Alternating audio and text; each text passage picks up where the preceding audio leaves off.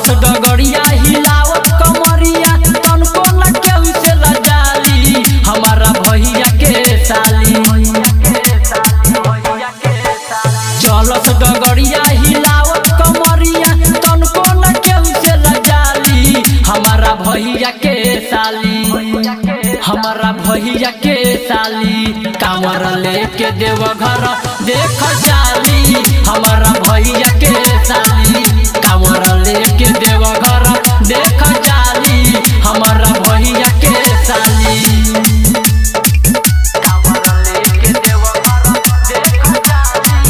Diamond सत्या recording studio भालई चौक नेपाल।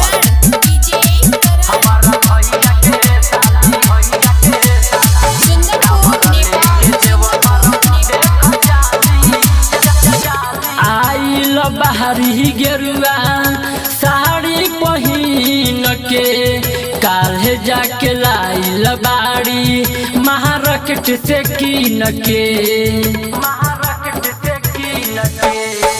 आइल बाहरी गेरुआ साड़ी पहिन के काल्हे जाके लाइल बाड़ी महारकट से कीन के।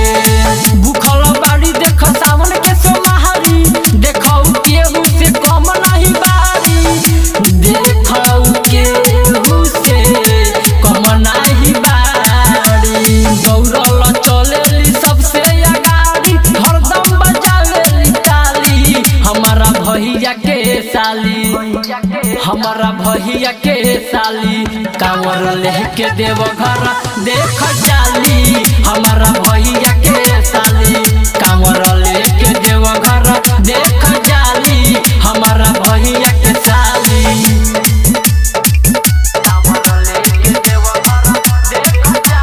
बोला बोला शंकर भगवान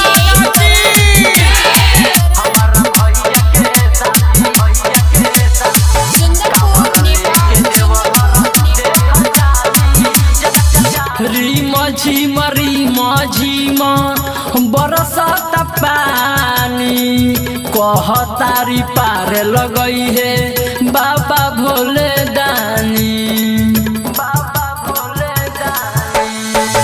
रिम झिम बरसत पानी कहतारी पार लगई है बाबा भोले दानी। सोहन सजाना वहाँ परदीप अमित हो कहेली लागल बाबा से प्रीत हो कहेली लागल बाबा से प्रीत होके मगन देख झूमेली बहुते मन मन खूबे मुस्काली हमारा भैया के साली।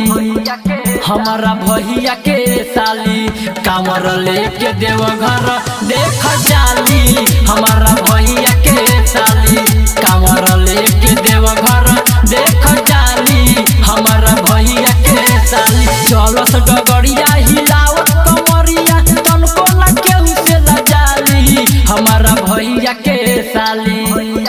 हमारा भैया के साली कांवर लेके देव घर देख जाली हमारा भैया के साली कांवर लेके देव घर देख जाली हमारा भैया के साली। डायमंड सत्या रिकॉर्डिंग स्टूडियो भालई चौक नेपाल।